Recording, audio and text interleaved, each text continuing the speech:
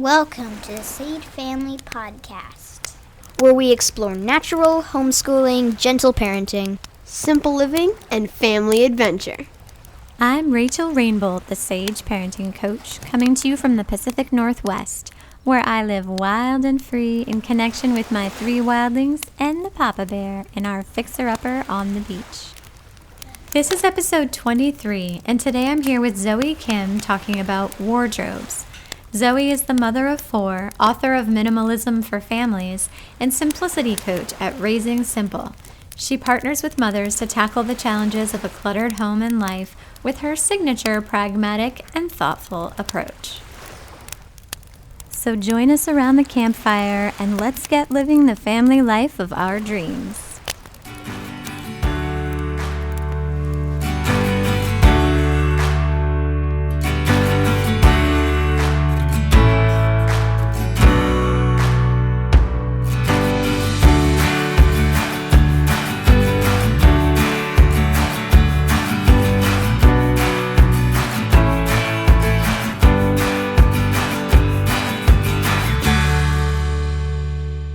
To express my gratitude for all the 5-star reviews, I'm going to give away a minimalist wardrobe class, which is a $75 value, to one lucky winner.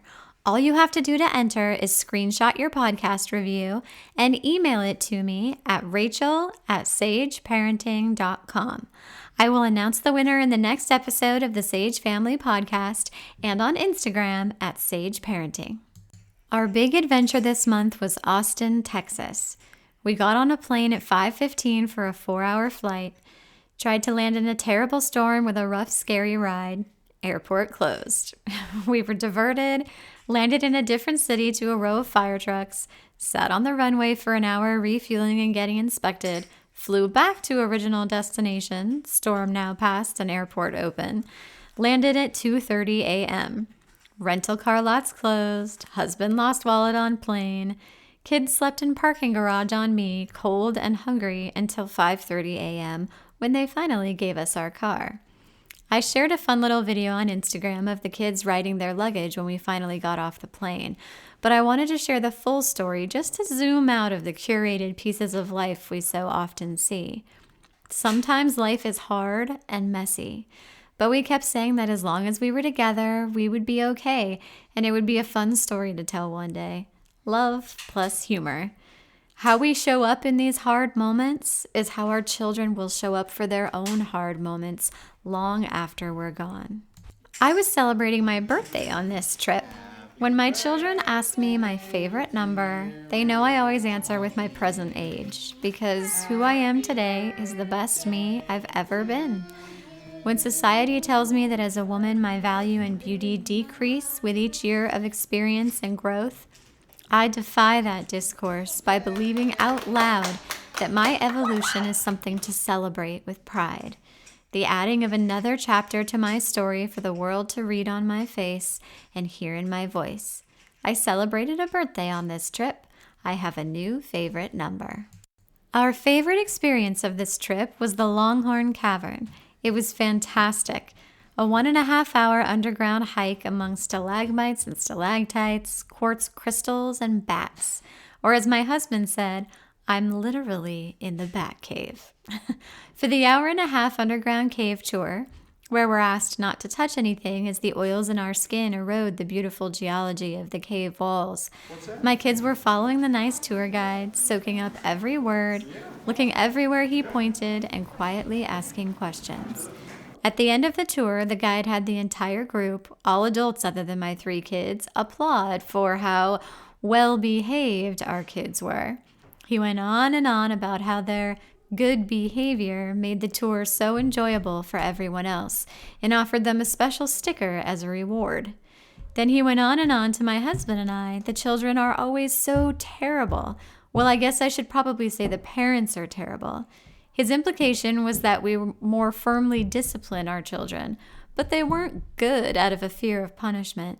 Respect begets respect. Connection begets cooperation. And freedom begets participation.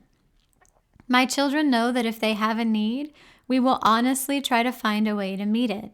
So they extend that to others. caves, and tour guides. We also spent time with some dear friends, Rachel from episode 9 of this podcast, and her fun kids in Texas. One of the things we did was play at a local museum. The kids were working on this project called Flink, in which they were challenged to create something that suspends in water between floating and sinking using a variety of loose part materials. After all the other children had moved on, Bay persisted, and he got it. The museum employee running the activity said he was the only one to ever have done it, including the adult teams who attempted it in a recent museum event. They put his creation on display, the lone artifact in a Hall of Fame, and he walked away feeling content. When I was a child, that validation and approval would have felt like lifeblood to my conditional sense of self-worth. But he simply walked away having enjoyed the work for its own sake. Ah, the lessons my children are perpetually teaching me. Lastly, we are obsessed with American Ninja Warrior over here, so for our last day in Austin, I surprised the kids with a whole afternoon at a real ninja gym. They even got to train with James McGrath from the show. Seeing the joy pulsing through their bodies as their dreams came true was a highlight for this mama. If you want to see photos and videos of these adventures, then head on over to Sage Parenting on Instagram and follow along. Today, Zoe is joining me to share a conversation on wardrobes. We're talking clothes, closets, shopping, storage, and even travel packing. I found Zoe's book, Minimalism for Families, and it quickly became my favorite book on minimalism. So naturally, I started stalking her on Instagram, and now her page is one of my favorites to follow, especially her wardrobe posts. Now, tell us your story, Zoe. Who are you? What are you passionate about? What about your relationships and life fulfill you? And what is your relationship with this topic of wardrobes? Well, thank you so much for having me, and thank you for such a warm introduction. You're very kind. So my name is Zoe, and I have 4 children, ages 4, 6, 10, and 12. I had to think about that because, they're always having a birthday.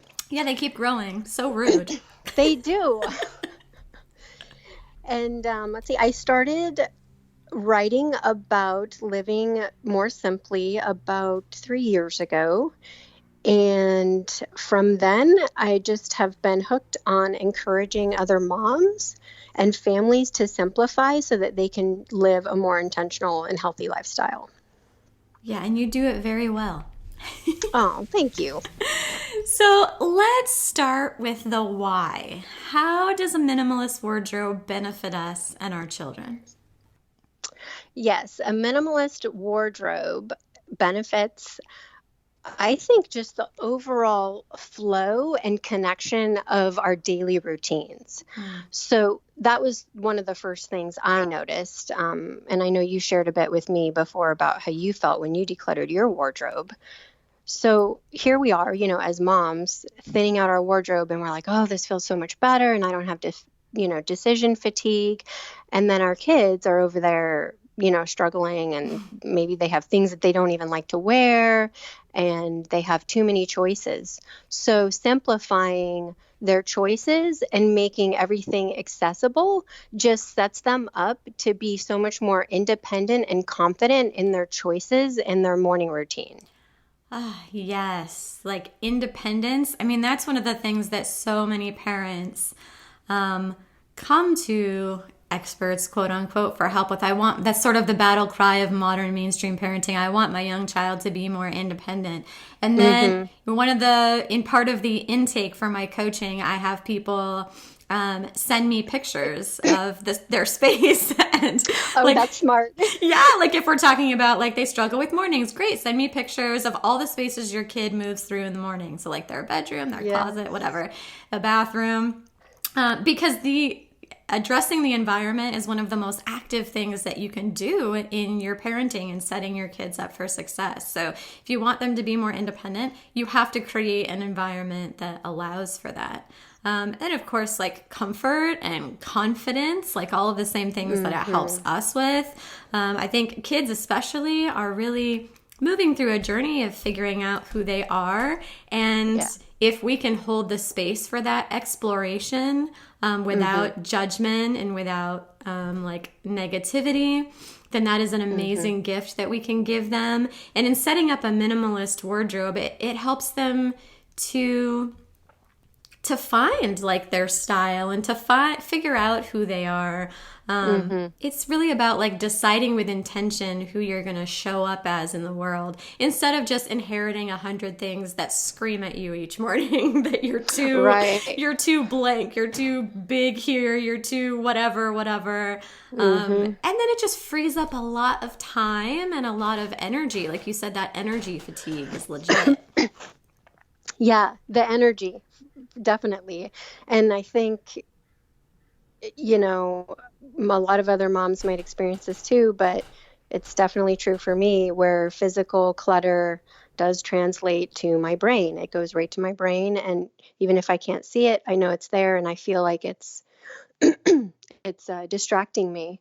So the other benefit that I was thinking too, that I've noticed with my kids, is it just helps them appreciate what they have, where it sets the stage that there's this idea that we have enough, because we honestly do.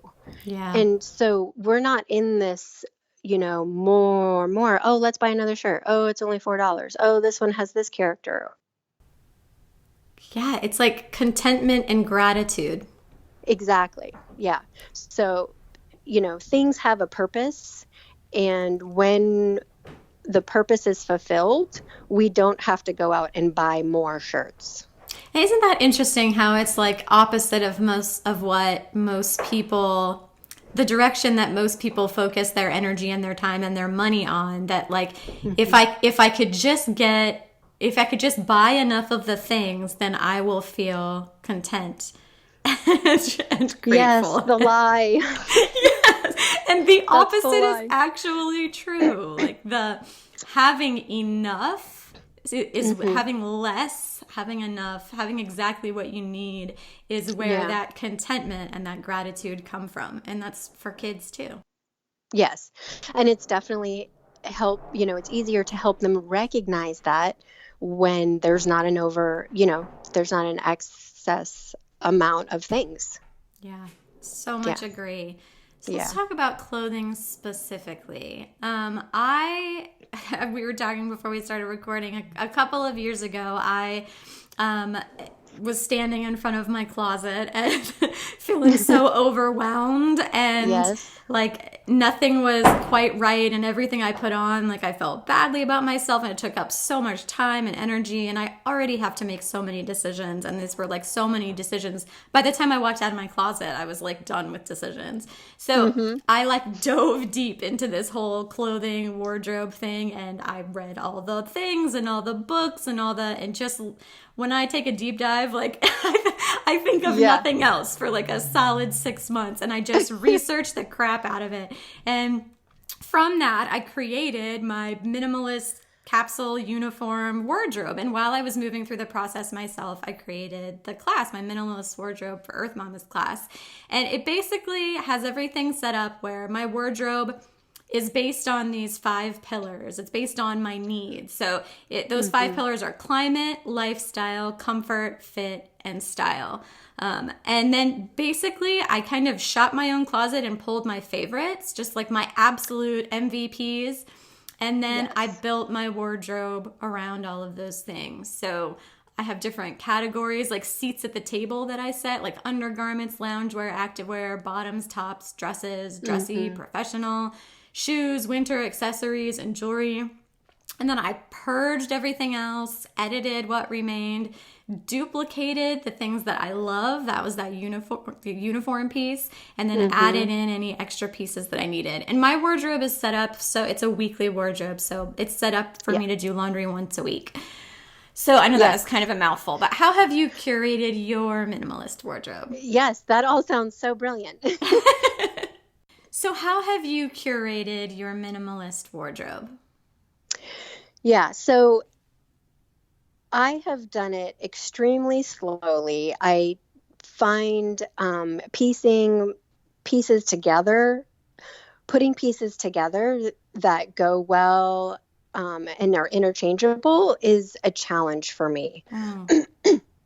Yeah, so it has taken me quite a long time, and probably my technique for most of the simplification in my wardrobe has been the experimenting with less. So I sort of just took it all out, just took my favorites and the, essentials. So like, my jacket that I would surely need and, my boots or things like that. And then I took out my core favorites that I wear weekly as a mom. So kind of my mom, daily uniform. And I kept that. And then I basically packed the rest away and found out that I really didn't need it and forgot about most of it and couldn't remember what some of it was. So it was just very eye-opening and then liberating as well. So that's how I live with less, and I don't even miss this stuff. And then the real challenge for me, like I said, is picking out new pieces and being really intentional about, okay, what kind of styles do I really like? Because that's sort of how, that's how all of the extra clothing ended up in my wardrobe to begin with, is I would buy something and then I'd put it on and I'm like, I don't really like this way this fits me. And why did I buy a dress with flowers? Like, I don't wear flowers. I'm a florist, but that doesn't mean I have to wear a dress with flowers. That's what I was back in the day. So, just stuff like that. So it has taken me a while to figure out exactly what I like, what I feel comfortable in. And what I've discovered, Rachel, is that I can pretty much put on any kind of sort of plain neutral clothing and put on my feather earrings and I feel totally good. I'm good to go. I love that. Over at Simple Families, she likes to tease me about them. So apparently they're really popular. But yeah, so when I put those on, that's kind of like my one pop of color piece. Yeah, it's like your pop of style. Yes, it's my pop of style. It's like, so. Oh, I love that. And part of the, in my minimalist wardrobe class, part of what I walk people through is figuring out your sense of style, because I found that for moms especially, that is such a powerful metaphor for figuring out who you are. I mean, because as moms, we are reborn with the birth of a child, and we often have a long period of rediscovery. There's sort of the pre-mom life and the post-mom life, and we're so focused and shifting. Yes, so much shifting, and we're so focused on our kids in those seasons that it takes us a long time to and so a lot of intentionality to find who we are now, and to find that and design that person from a place of love, like from a place of pride and full wholehearted acceptance and reverence.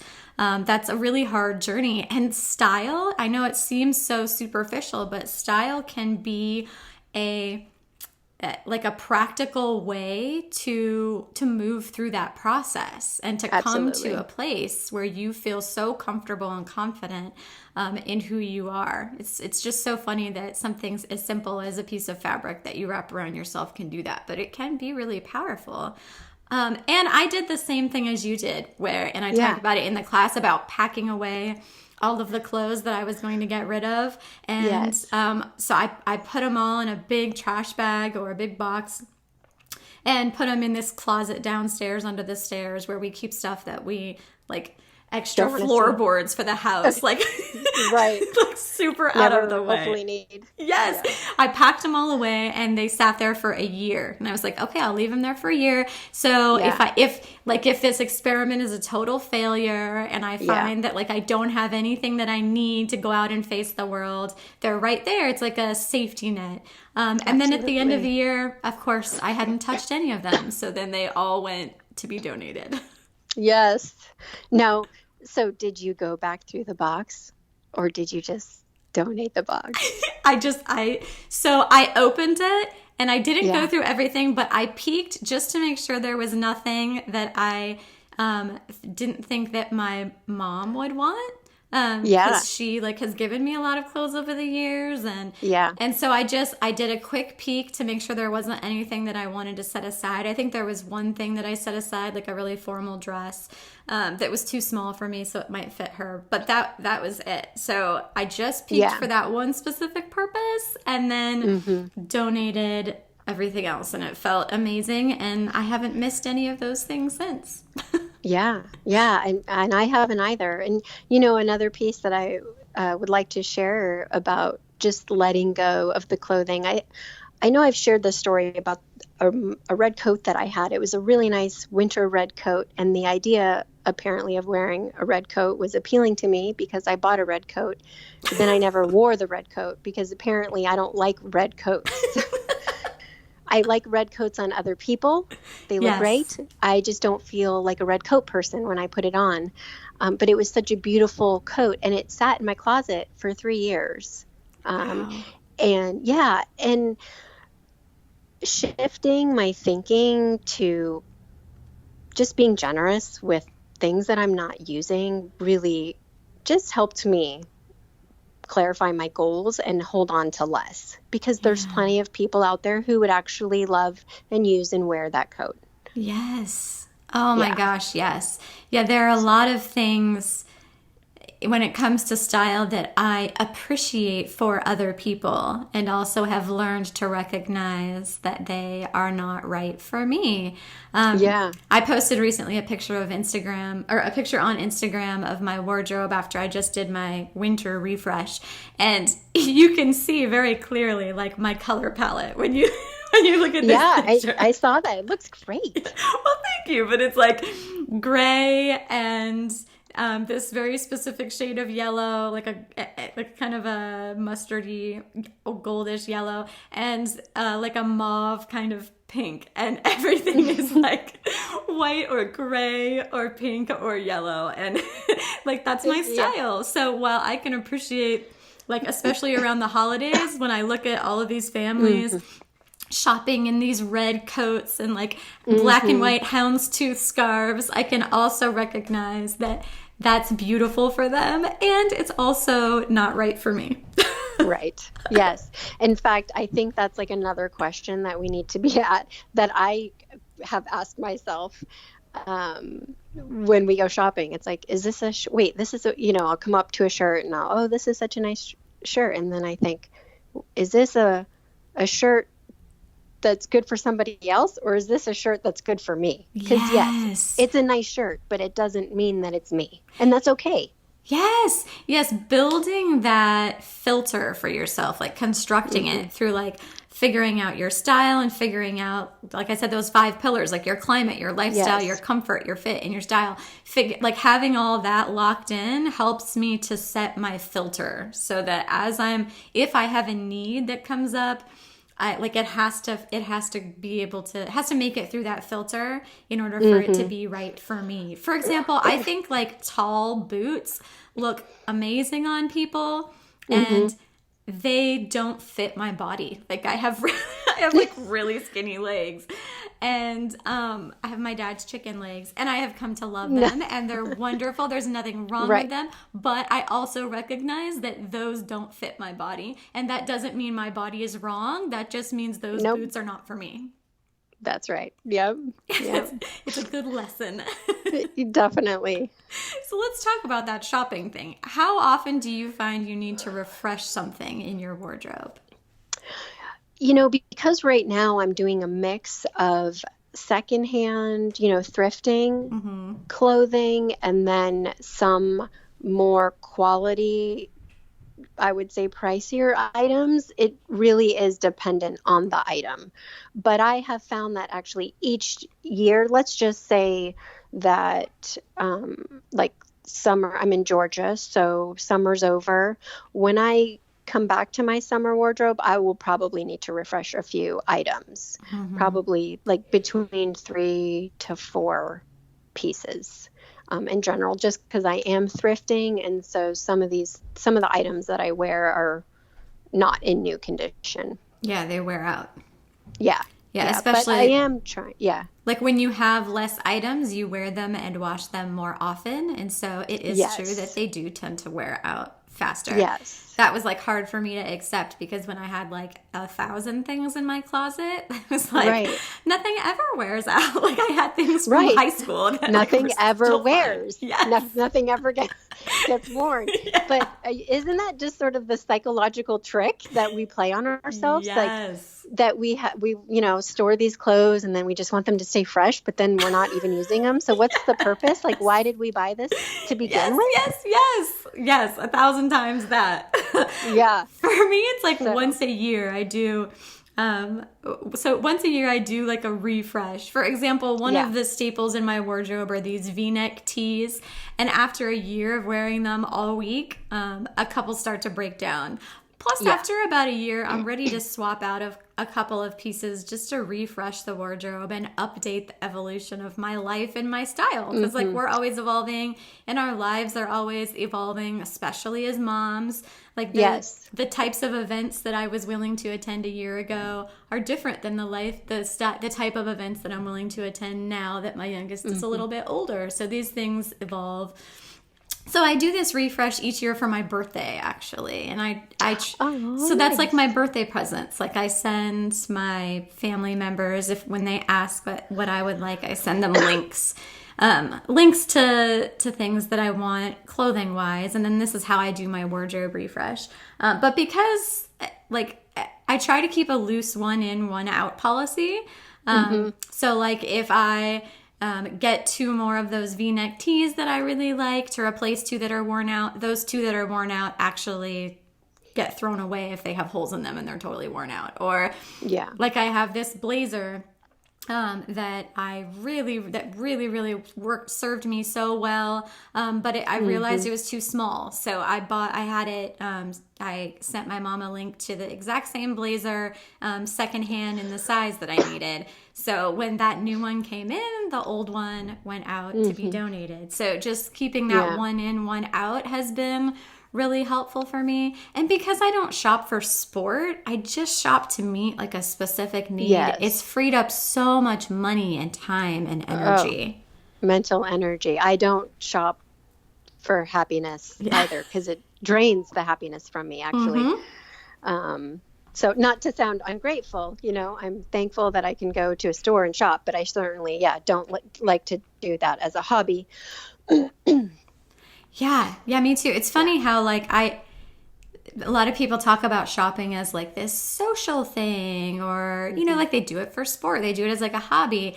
And after I like made the shift into minimalism, now like when I go in to shop for something, it feels so different because, I understand shopping it's like a rush of adrenaline and endorphins, especially like if you get a deal. And for a lot of people that can be significant. Like in grad school for therapy, one of the things we learn about bipolar disorder is that a lot of times in a manic phase for men that means gambling and for women that means shopping. So you definitely get this like I'm invincible like boost when you are spending money. So once you actually are aware of that and recognize it, I am aware of the feeling that after like a lot of shopping, I feel like less than and like I don't have enough. And anything you spend money on from that high, like once that high tapers down, the object kind of loses its shine. So it's been quite an experience to move through this. So now just only shopping to fill a specific need. My whole relationship with that verb of shopping is so different. It feels utilitarian now. Yes, exactly. But it's serving its purpose and it's helping you live a more purposeful life, with time doing the things that you want to do. I think that coming back to the one in, one out rule, I just want to say, I guess if people are starting out, that can be a really difficult thing. Well, it was a difficult thing for me to do in the beginning when I had too much, and I also didn't have my style narrowed down to what I really enjoyed wearing, because then you're not able to do one in, one out. But when you get it simplified, all of that, it's easier to do the one in, one out rule. Like you talked about with your blazer. You knew that you liked that blazer. You just needed it one size bigger. Yes. So it wasn't like you didn't know what style, you didn't know what, brand quality or however you wanted to make your purchasing decisions. You already knew. So it does get easier, to implement more of those tips, the one in, one out rule, and only having a space for what you need when you get it simplified.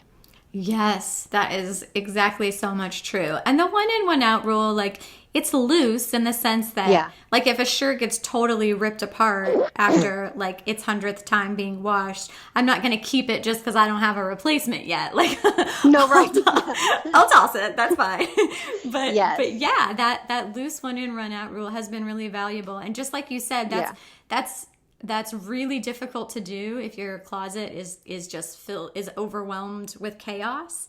But once you have, like, the metaphor I kind of use is setting seats at the table. Like, that's kind of how I visualize my wardrobe. So once I have the seats, like, I need, like, leggings, like, to wear under all these, like, this certain style of dress that I wear, and I need, I have these needs laid out and I'm clear on what they are. Then the one in, one out is really easy, because if I have this one pair of leggings that is cropped, and now that I'm in winter, I'm feeling like they're too short and my legs are cold, and so I ordered like a second pair of just the full length black leggings that I can wear in the winter. So I have two, so I can, like, alternate them. So it's not, there's no stress around the one in, one out. It's like, okay, so those leggings don't work for me year round, whereas the full length ones work for me year round perfectly. So it's totally easy to identify and to move through that swapping in and out. That's a really good point. Yeah.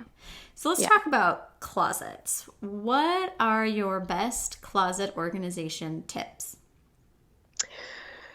It's so hard because I know that everybody has a different space, a different size space. But I think only having enough horizontal space that you need. So the minimum amount of horizontal space that you need to store your clothes. We don't have dressers, so I'm speaking, from that direction, that I don't use a dresser. So I actually have a closet that is larger than I need, and it had shelving on the left, on, multiple wire shelves on the left, on the right, and then back on the back wall. And when you walked in, you couldn't even open the door. I mean, really, it was designed for hoarding, is what it was. Okay. Like, for real, disorganized hoarding too, because we're talking about just like a shelf. There's no cubbies, there's no separate formula all yourself, like, where things just end up getting thrown in there. So I took those shelves out. And if anybody's interested, you can go to my Instagram at Raising Simple.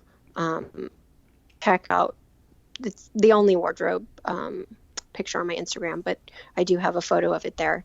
So now there's no shelves on the left, there's no shelves on the right. So I reduced the amount of shelving that I needed.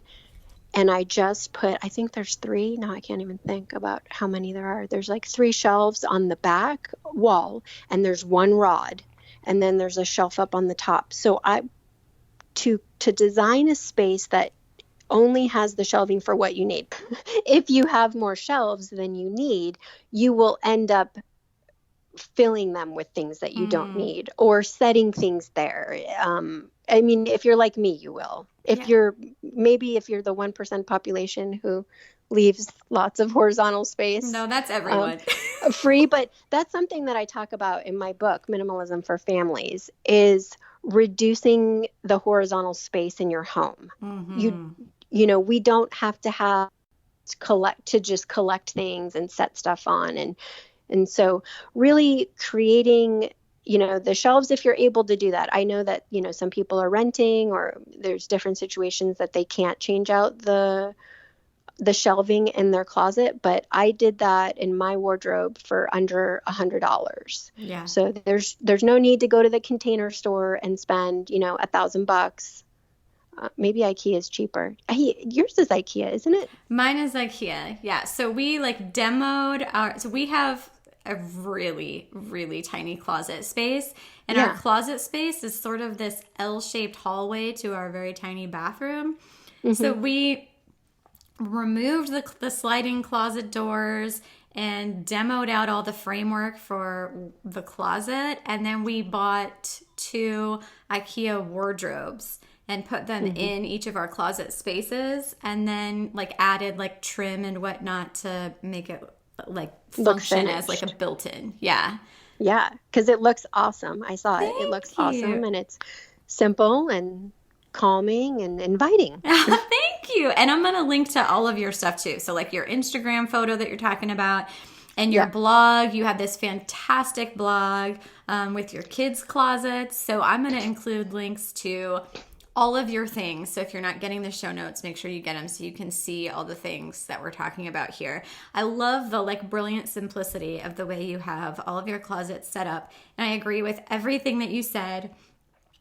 We don't have dressers either. So that's like, it's funny because I think you're like the only other person I've ever met who doesn't really use dressers. But I've found that like if you set up the closet, having everything in one space where it's all living together was really important for me. It makes getting ready in the morning so much easier. It makes putting things away so much easier. I can see everything right in front of me and see how it all kind of plays and goes together. So when I had things in a dresser where I couldn't see them and I had other things in a closet, it was... You end up buying more things than you need, and you end up having things that are hidden that you're not wearing. So it was a really important shift for me to have everything in one closet space where I could see it all. And I totally agree with you that it doesn't have to be expensive. So my husband and I put in those IKEA wardrobes, and we did like some significant demo and whatnot, but that was because we were in the midst of renovating our house anyway. So when we did my son's closet, we just shopped our own house. Like we had a set of those IKEA white bookshelves, that have the cube spaces. And that we laid that in the bottom of his closet horizontally, and that basically functioned as 2 lower shelves like you had in your kids' closet, how you have those 2 lower shelves. And then he has his bar and he has his upper shelf. And if I hadn't already had that IKEA bookshelf that fit in there really nicely, then I would have just built in 2 more lower shelves like you have that upper shelf. I mean, you can get plywood and white paint so cheaply and easily. And if you want to put really heavy stuff, add a couple L brackets. Like that's a Saturday afternoon project that I could complete by myself. So you can definitely remodel a closet to be more space efficient on a really, really low budget. Yes, and that's one of the articles where I shared my kids' closet that you were talking about. It's called Why Kids Need a Minimalist Closet and How to Create One. And I have to tell you, my boys were so excited. I mean, they're only, 4 and 6. So my boys were so excited about having their closet shelves where they could reach them. And that is where the independence came in and the easy access and seeing everything that they have. I do pack away the clothing, that's not in season. So that's the only thing that we keep out of sight in the bins above the hanging rod in their closet. But everything else is out so that we know, and things get lost less, and I need to help less. And also, one of the things is I kind of take note on how many times was I saying no to them about when they would go in their closet and they come out, and I'd be like, okay, wait, you can't wear that. Or, of course, there's practical reasons sometimes. But if it's not a real practical need, I want them to be able to go in there and pick out whatever they want to wear and not need to say no. Yes. Oh, yes. You said so many wonderful gems in there. Like first open. Like I think having the space open and accessible for kids. Like can they reach all of the things? Because if they Yes. can't, then they cannot be independent. They're going to need you to come in and do it for them. Yes. So if you want to foster that independence, they have to have access to have everything open. So one of the first things we do when we move into a house is we remove all of the closet doors from the bedrooms. And that like is shocking to a lot of people. And if you hide a lot of clutter in a closet, then it's going to be a big shift for you for sure and sounds scary. But if you, I mean, those closet doors are big and heavy and they block half the closet space. So when we removed those, our kids were able to independently access all the closet space they had available to them like instantly. Yeah. It was like a quick and easy and free thing that we could do. And when we rented, we just stored them. So we kept them in a garage or in a closet or whatever. Someplace out of the way, we would just store those closet doors, and then when we moved out, we would put them back. And now that we live here, of course, we just chucked them, and that closet space then becomes a part of the room. And then also like design in that closet space. So oftentimes closets are like a forgotten corner. So like most houses that we looked at, like when we look for houses, the closets aren't even painted. So whatever color you've painted the room, like paint the closet that same color. Yes. And hopefully it's a neutral color, but it doesn't have to be. Like just make it a part of the space and dedicate some energy to making the closet space someplace special. I try to think of it like my clothes are the artwork and my closet is the gallery. So I want to design the gallery to be a place where I want to go and where my clothes can really speak as art to me, especially if you've removed those closet doors because you're looking into the closet. And when our kids see us doing these things in our closets, it's contagious. So my oldest daughter is 12, and she's recently been starting to be able to wear my tops. And after I redid my closet shelving and, made it all visible and on one wall, and everything had a home, and each basket has its own category. I have 4 baskets on the bottom shelf. Then she was like, "Oh, I love this. Can you do this in mine?" Yes, role modeling. That is exactly how Bay's closet came into be, which is the one that I posted on Instagram and wrote a blog post about, because he was just in my closet and said, "Wow, can we redo my closet, this?" So that role modeling piece is so huge. Like I think a lot of people ask me, and I'm sure a lot of people ask you, like about how do you like raise kids to be minimalists without just like throwing away all of their belongings. Like a lot of it is just role modeling. It's just I choose minimalism for myself, and my kids see the benefits of that, and so then they want some of that too. Yep, so absolutely. He sold his dresser, and so when we redid his closet space, we made money because we shopped our own home. We already had the shelf. And he sold his dresser, and then we just bought a few. I think we bought 3 felt boxes for his socks and his underwear and his winter accessories. So that was it. I mean, all total, it cost us something. We spent like $27, but then made like $150. So it ended up making him money. But he has no dresser, no doors. He has that upper shelf, and on that upper shelf we have a hand-me-down box. And he keeps his shoes because he's tall enough to reach the upper shelf. If he wasn't, then those would be down on the lower shelf. Right. And we'd put something that they would access less often, like hats or something on the top shelf. And then on that hanging bar, he has like rain pants, shirts, flannel, fleece, jacket. And then the 2 shelves below have those 8 cubes. And it's set up for ease of access. And then they can also clean it up too. But so, for example, in one of the cubes, he has swimsuit, towel, and goggles. Like those are the 3 things he needs every time we go to the pool or go somewhere where we're swimming. So those are like all set up, 1 swimsuit, 1 towel in his color so they don't get mixed up. Right. And then his goggles all set up right there. And you can do that in all the boxes. Set them up in ways that they use them. And then they can also clean up themselves too. Like my kids do their own laundry. They put away their own clothes. They clean up their own room because the space is set up for them to be able to do that. Exactly. And that's my goal as well, that they are able to access. So So I still wash their clothes, but they are responsible for putting them in their hamper basket, and they are responsible for putting their clean clothes away. And my 4-year-old can hang his clothes. Yeah. And it's so fun to see them, just excited and working in a space that's built for them. Yes.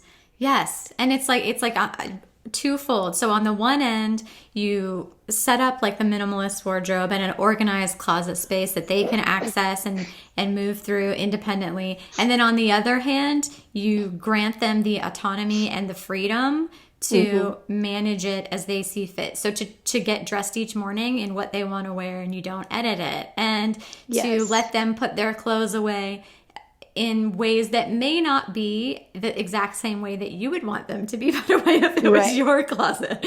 But if you set the space up, you can trust it. You can trust your kid, and you can trust the system that it will shake out. For example, my 6-year-old doesn't really fold things because he goes through like 5 wardrobe changes a day, and that's what he's into right now, and that's totally fine. But he has like his box for his, this is the spot where all of his shirts are, and this is the spot where all of his pants are, and so it works for him, and that's okay. And as he gets older, of course he does more and more of things like folding and whatnot, and the less his clothes function as dress up, the more they stay folded. But it really does all shake out.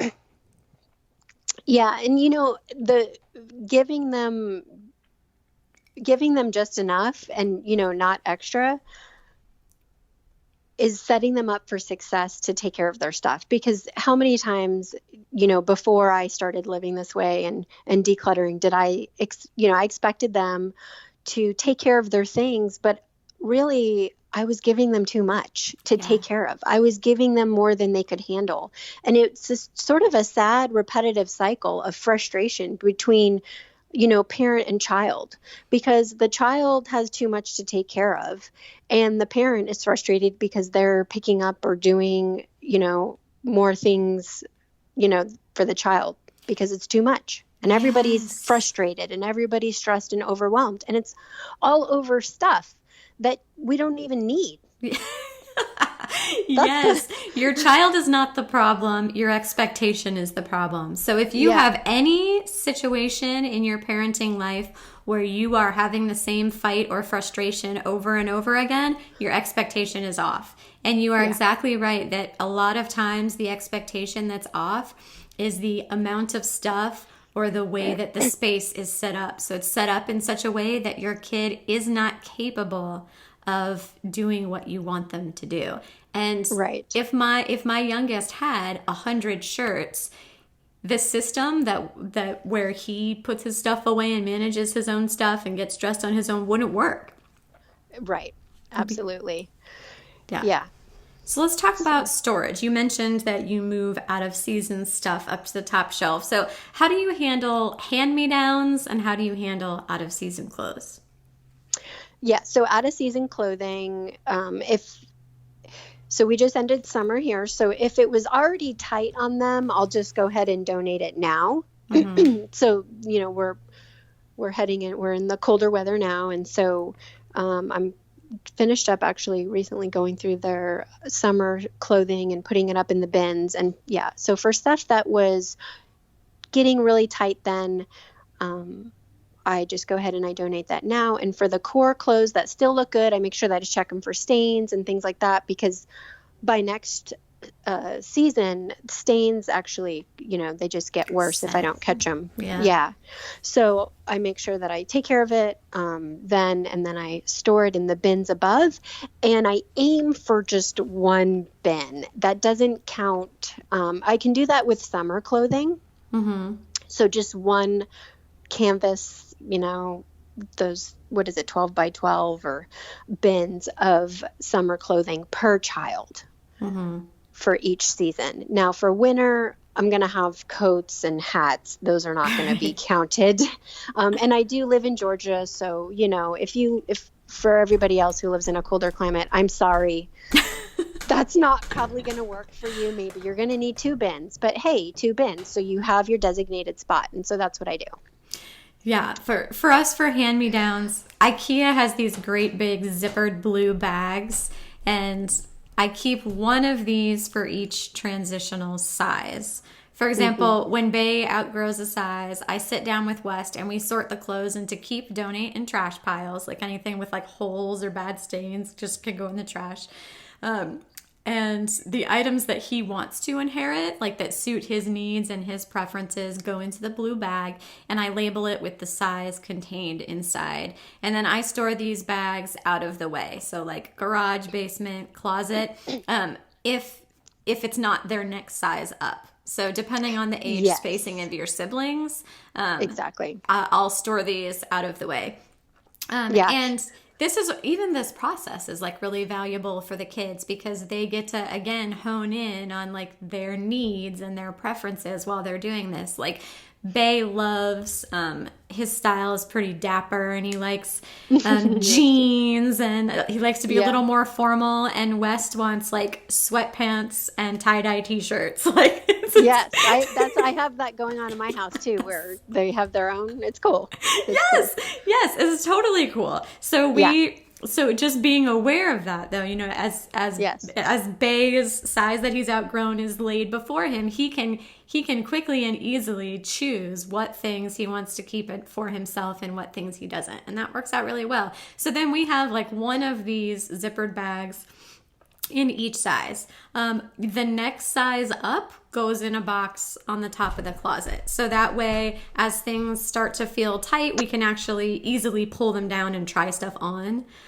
Yes. I found that's really helpful. Otherwise, if the next size up isn't right in the top of the closet, then I find that the kids are wearing clothes that are too small for them for too long. Yeah. And that's great that you just pointed that out because so my 4-year-old, he's going to be 5 in February, but he's probably, I don't know, in the 40th percentile as far as clothing goes. So, and then my 6-year-old is in the 70th. So they're almost like 2 sizes apart. But what I did is I did take out some winter clothing for this season that I think my 6-year-old is going to grow into in the next 2 months. Mm-hmm. And I put that in a bin above because like you said, they're going to be wearing clothes that are too small, but then also I forget that it's there. Yes. And then I think I need to go buy something else. Yes. So definitely, there are all these, little piles, but, as long as I have his clothes that he can wear immediately. And then there were a few things that I think he's going to grow into this season. So I did set those there. That's a great point, Rachel. Yeah. Well, and it's for us and for them because just like you said, I forget that they're there, or they'll mention that a pair of pants are kind of tight, but then like I can't grab them right in that moment because they're like way put away, and then we just kind of forget about it. So this having just the very next size in the top of the closet in an open basket allows them to manage it themselves. So if Bay's like, these pants are getting kind of tight, he can just pull out the next size and try it on. Like he manages that himself, and then he just lets me know. And then for myself as well, if I notice that like the shirts are getting a little too short or something, I can easily just grab one and try it on them. And I can see really quickly and easily what's there. So it helps like with the mental clutter as well for me when everything is really easily accessible and close at hand. And then the things that are not today's problem are stored in a very organized way and kind of out of the way. Right. And I think as long as everybody just sets boundaries, I mean, it's so hard because we all have different kids and different climates and different ages and different clothing styles that they like. So, my oldest boy is 10 and then my next one just turned 6. And so that's a 4-year gap. So I do have one bin of things that I'll keep in between there. Mm-hmm. But generally speaking, actually, my 10-year-old is a different sort of build than my 6-year-old. So I'm honestly not anticipating him. A lot of inheritance. But so I might just keep, a core selection. But I think whatever your situation is, and no matter how many kids, just setting up some boundaries. Yeah. Like I'm only going to keep, 1 year ahead not, let's just pretend if I had just the 6-year-old and the 10-year-old, am I going to keep 4 years worth of hand-me-downs? Oh, that sounds kind of scary. Probably not. I mean, it would have to be a very, very minimal curated, wardrobe. Yeah. To do that. Just because we also do thrifting too. Do you have any local kids thrift clothes in your area? Yes. Yeah. Yes. So yes, I've been able absolutely. to find some really good stuff there that looks like it's brand new. Yeah. So I think I totally agree with you. Like for our boundary, like I said, we have like one bag for each size, and that includes everything. Like, so the thick winter layers, boots, like everything has to fit in this one bag.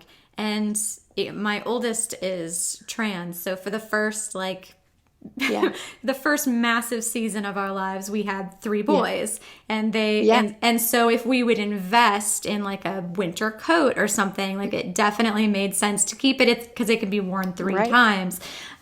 But then as they've gotten older and they've fine-tuned their styles a lot more, and now my oldest is trans, so her wardrobe is feminine, and so we keep way less now than we did when they were younger. But also when they're younger, they can go through clothes faster. A lot faster. Yeah. Yeah. So if we're talking like 12-month-old clothes, I mean, they could be in them for a month and then they're on to the next size. So it made a lot more sense. Now that they're older, they tend to wear through a lot of their clothes, especially like we talked about, because they have less of them. Absolutely. So they're wearing them more often. So we find that we are keeping much less for sure. Yeah. And then I was just laughing because I was just imagining my son the other day telling me, "Mom, I don't have any clothes." And I'm like, "No, you got your 10 shirts right here. Like I did the laundry. Just put your stuff away. It'll take you 5 minutes. There's your clothes." He's like, "Oh, okay." Yeah, I find because people ask sometimes about my kids doing their own laundry, and I'm like, if I have like a system or a schedule, like no, just they have like 10 shirts, and if they want to have a shirt to wear, they do their laundry. It's just sort of a natural system. So there are no like rewards or punishments or anything like that. It's just if they have one shirt left, they know that they're going to want to clean one, so they do their own laundry. So for out of season stuff, we don't really do out of season clothing storage. I have my whole wardrobe open and accessible in my very small closet year round. I have like a winter drawer with my winter layers, like thermals, rain shells, beanies, scarf, gloves. And there are some summer nights when I'll grab a beanie and a fleece for a late night walk on the pier, for example. So I'm going to side with Marie Kondo here and say that when we pack away our clothes, they can become forgotten. However, I do move things around in the season. So during the warmer half of the year, I have my shorts right on one of my main open shelves, like right above my purse. And in the winter, I move those to the top of my closet and put other things in its place. So I don't pack anything away, quote unquote, that's out of season, but I do move things around so that the stuff I'm accessing most often is most easily accessible. So like in the summer, I do move that winter stuff like to the bottom drawer, whereas in the winter, it's closer to the top. Yeah. So rotate things, yes, but I don't really pack things away that are out of season because I find that we do use them even in the off seasons. Yeah. Yeah, I was thinking back to when I had the most minimal wardrobe ever, and that was when we were in Hawaii. So if anybody is in Hawaii listening to this, you should be ahead of all of us. Yeah, I'm from San Diego, and we moved to the Pacific Northwest a couple of years ago. And in San Diego, my wardrobe, I mean, I had a closet full of clothes, but really I wore like the same 4 sundresses and flip-flops every single day. Of course. Why wear anything else? Yes. So it was quite how ironic, now that you point that out, I didn't even think about that it was when we moved here that I made the transition into a minimalist wardrobe. So once I needed to have a lot more pieces, I mean, from a weather and climate and lifestyle perspective, is actually when I made the transition to having way less. Yeah, that's wonderful though. So let's talk about travel. What is your system for packing for family travel? Because that's a question I get asked about a lot, and I'm sure it's something that you get asked about too. It is, although I have been doing less traveling, but we have done more moving. I've lived in, I think, 15 states and almost 30 houses my whole life. So for packing, we go with these plastic bags, and I'm actually looking for something that's more sustainable. These are wearing down. I've had them for almost 10 years. And I try to just have one big suitcase, and then each person has their bag, their separate minimal wardrobe in their each individual plastic bag, clothing bag. Kind of like a packing cube. Yes, Okay. like a packing cube. And so, because I have tried before, I can put their clothes, and we can put all of our wardrobe, our clothing for the trip into one suitcase, but it does end up getting jumbled out through, during the trip. Yeah. So I love that. For us, Yeah. each person has a carry-on sized suitcase, like a roller bag, and then each person has a backpack. As soon as they're old enough to manage it. So we started off like you when they were younger, where we had one big suitcase and each person had like a large packing cube with all of their belongings in it. And then we had like the toiletry one. And as they've gotten older, we've evolved to each of them having one carry-on roller bag and then one backpack. And when we are preparing to take trips, which about once a month we take an overnight trip, I create a packing list. And I have an article where I included like a picture of that, so I'll link to that article too, that each person uses to lay out their items. So I basically write like the days of the trip and kind of the weather and like one word itinerary, just so I can then write out like the things that we're going to need. Like if we're going to a beach, we're going to need swimsuit. We're going to need, that kind of thing. Yeah. Whereas if we're skiing, we're going to need like different set of things. So I just kind of write that out for them. And then everybody in the family uses that list to pack their bag. And then I come in and check with them to make sure the needs are met. So they always ask me, they say, come check to make sure I have everything. Yep. And then beyond that, the space is theirs to do with as they please. And I love that. Yeah, it really promotes a lot of like independence, because they have the list, like these are the things you're going to need while we're there, but the space is yours to manage. So if you want to bring like 2 shirts that you just wear, based on the activities we're doing, they're not going to get too muddy, and then you want to fill the rest of your bag with Legos, like that's fine. Like this is your space, it's your choice. As long as you have the necessities that we need for the trip, that's your space to do with as you please. So having that like boundary, and then them experiencing the natural consequences of that when we are there, is a really great learning experience, I've found. And then in their backpack, they have a sweatshirt, snacks, iPad, and I make sure that's loaded with an ebook and a movie. They have earbuds, phone or inhaler, depending on the kid and the age. And then again, the space is theirs to use as they see fit. So if they put just these necessities in it, then their bag is really light and it's easy to carry around. If they put 4 stuffed animals in it, it's difficult to access their stuff. So. Exactly. No, and my kids as well do have their own backpack that they bring along. And just a couple months ago, for the first time, we went to an indoor water park, and we stayed overnight there. And my daughter, she's 12, so she did bring her own carry-on that, she started. I don't really travel a lot these days. But she brought her own carry-on that time, and she is so organized, and she does her list. And she has her own Instagram, and I follow her too. I'm just saying. Oh,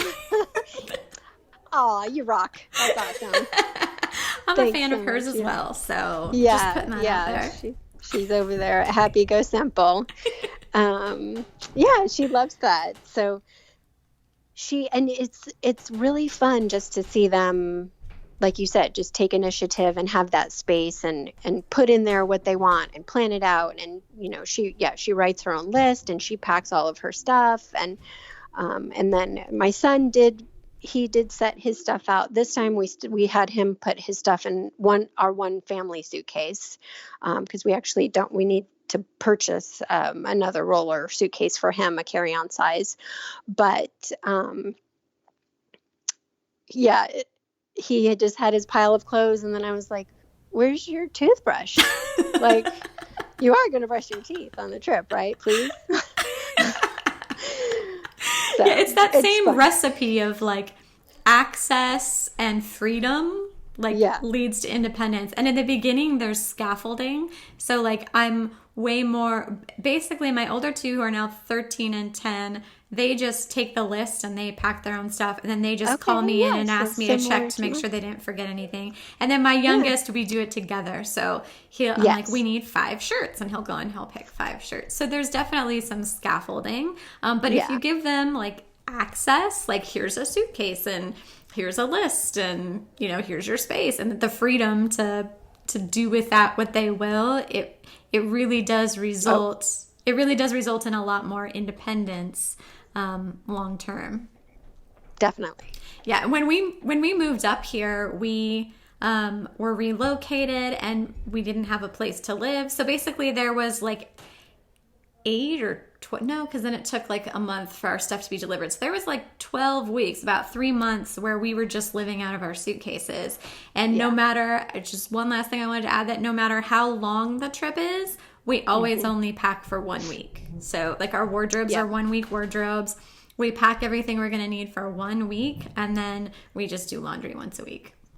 Yeah, and we do the same as well. And I also do laundry once a week, so that's sort of my rotation. But when we moved to Hawaii twice, and when you moved to Hawaii, we went without our stuff for, I don't know, 6 weeks or so, and stayed in hotels, and we did the same as well. Everybody just had the 1 week's wardrobe. Yeah, and everybody was fine. Yes. Yeah, we were totally fine, Rachel, because we were in Hawaii. You could just wear the same thing every day. Yes. Well, I wish I could say that we were in Hawaii when we were doing that. But even with toys and stuff too, like here's your suitcase space, and we're going to be living out of this suitcase. We don't know for how long. And so pack the things that are important to you. And there was never a moment where my kid, who's now 6, so I guess when we moved, he would have been about 4. There was never a moment where he was like, gosh, I wish I had those toys. Like it just didn't happen. So just definitely like a case for minimalism, living out of a carry-on size suitcase and a backpack for months at a time. They were good. Yeah. And you're on an adventure. So you're doing, experiences over things. Yes. And that's the mind shift to remember. You don't need to bring your whole closet or toy room because you're going to be together, having experiences. Yes, absolutely. And it's not worth the stress either. I know a lot of parents get really stressed out when they're going into packing for their family trip, but like worst case scenario, somebody forgets a toothbrush, you can go buy a toothbrush. It's not the end of the world. One time I forgot like my menstrual cup or something. Like I got carried on a trip. Totally fine. Like just run out to a drugstore and grab something to use for the rest of the trip, and everybody survives. Like it's not if I were to tell you like for $10, if you pay me $10, I could take away all of your stress in preparing and packing for a trip. Like everybody would be willing to pay that. So that's basically how it works out. Like if you have to replace one thing, like maybe one kid winds up without a swimsuit, you can do that for less than $10. Like, so it's not worth the stress. Definitely not worth the stress. Yeah. Relinquishing control. Yes. All right, let's move into our Q&A. So I posted in the Sage Parenting Tribe on Facebook that we were going to chat about wardrobes today and asked if anyone had any questions about it. Kara asks, economical versus environmental clothing purchases, which make more sense? Spending a lot of money on a couple well-made, eco-locally made pieces, or spending less money on fast fashion? I suppose this is a personal question, but one I've struggled with deciding.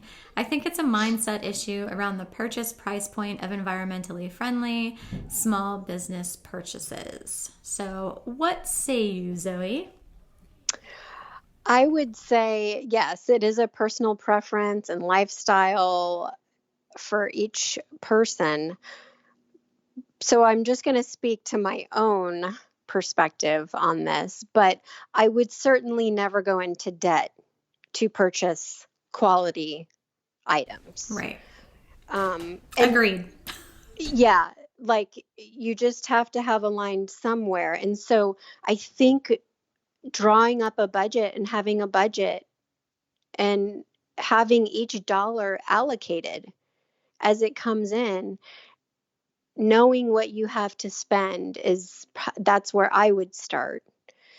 And then honestly, economical versus environmental clothing, like purchasing, which is typically more expensive, thrifting is a win-win because it's already been made and it's typically cheaper, and you're not contributing to any more products being made and pollution and things going to the landfill because it's already been made. Yeah, I completely agree. Yeah. I try to keep in mind that 80-20 rule, like where, we eat nutritiously and purchase ethically like 80% of the time, and then we let that other 20% go, and you will be making progress for good. So basically you do what you can and you make informed choices, and then just be okay with the rest. For example, I have these 4 pairs of skinny stretch cord pants that were like $70 a piece. And I acquired them over a couple birthdays and Christmases, and they are a staple in my wardrobe. And I've been wearing them weekly for about a decade.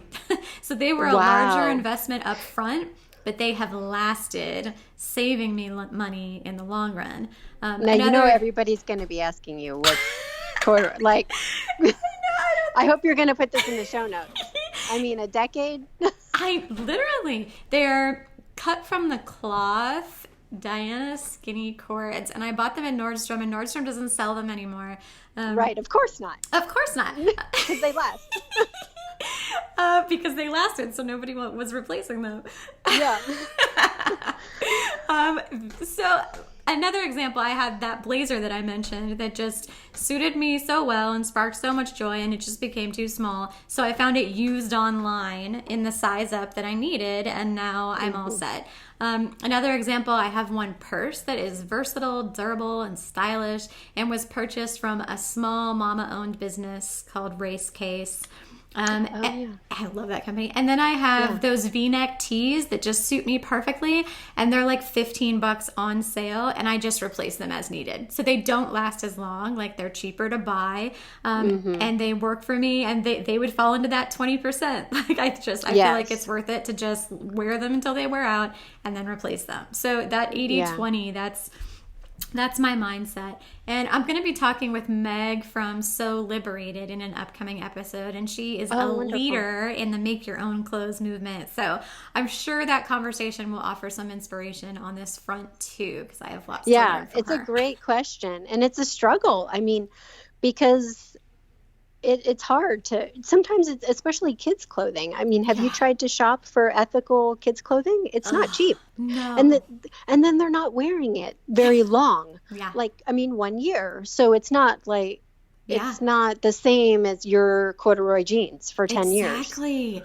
And that's a hard thing. For the first time, and I think I shared this in the wardrobe post that I talked about earlier, a couple brands that I tried out this season. I'm just seeing how they go and how they last, but they are ethical clothing brands. Yeah. And I only purchased, and I guess it would sort of fall into your 80-20 rules, which is brilliant, Rachel. Thank you for clarifying my purchasing pattern. You're welcome. But I purchased just like their core, 7 days worth of, clothing.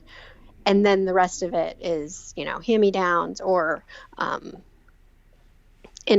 some inexpensive things that I might have had left over or things like that. So I try to keep in mind, like with the kids especially, so for example, like winter outer layers for winter, like I invest more financially into those, and I choose styles and fits and colors that will go through all 3 of them. So if it's going through 3 kids, then I'm willing to invest more money in the higher quality items. Same with like rain boots, rain pants, rain shell. Like those can go through a lot of the kids. Whereas like t-shirts, I'm not going to spend the money required to be totally ecologically minded and like that high quality choice, because they go through them so darn fast. And then they're done. Yes. Yeah. So here's what I was thinking is that, so I purchased it for both my, that core clothing capsule wardrobe of these ethical kids clothing brands. And so for my 4-year-old and 6-year-old. So then I thought, well, maybe they'll just have a sale at the end of the year, and then like I could just purchase the next 2 years. Where I'm not doing this, but 2 years worth. So I'll purchase the next size up, the 7 and the 8, and then it'll just flow downhill from my 6-year-old to my 4-year-old. But I haven't done the math yet.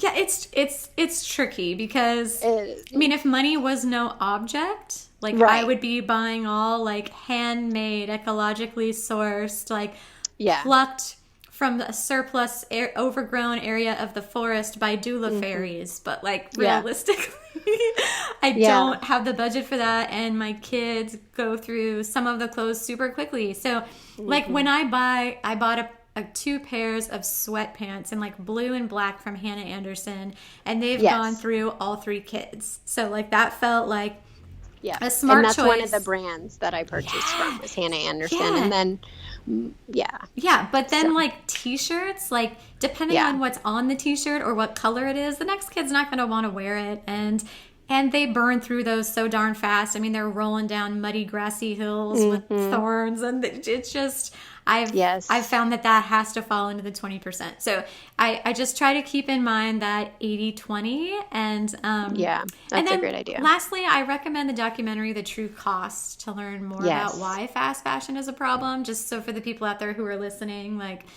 for those 20% things, we might shop at Old Navy, but I'm also aware of why trying to invest in, outside of fast fashion is good for the planet, and it's good for humanity.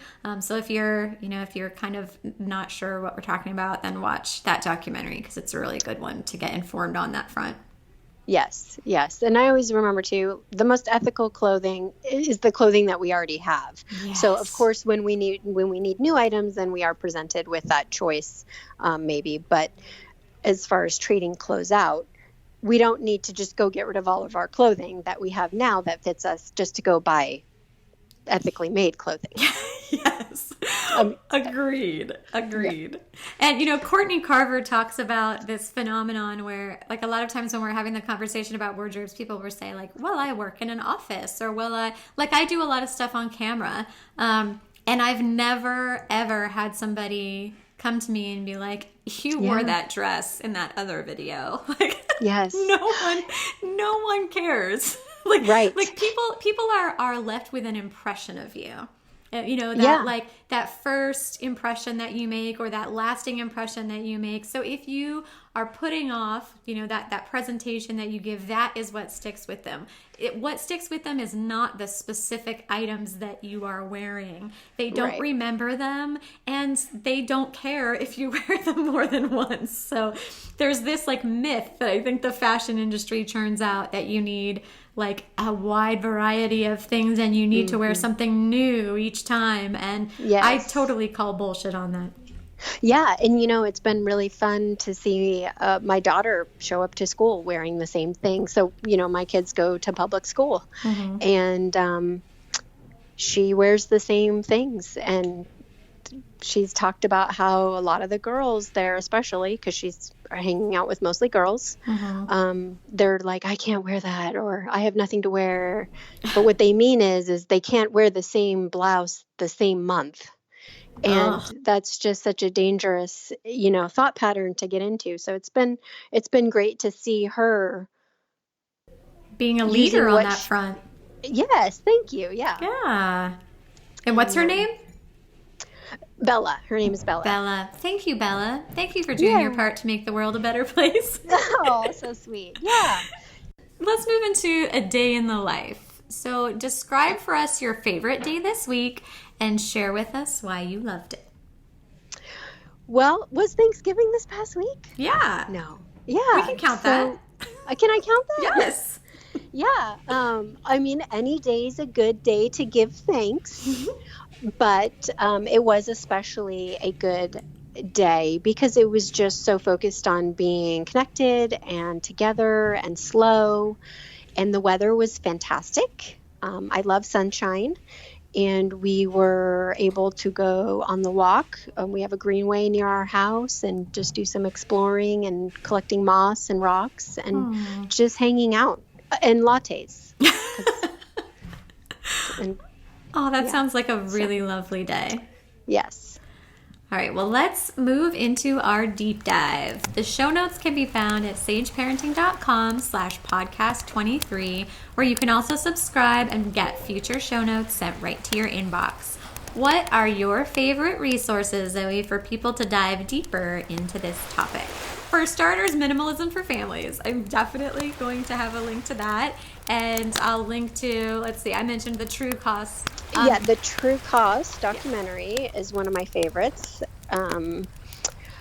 Living on $1 a day, although it's not centered around clothing, it is intentional living focused. That's one of my favorite documentaries to watch with my kids. I've seen that one. Okay, I'm adding it to my list. My kids actually asked to watch that again a second week for movie night, which was, I totally did a secret happy dance.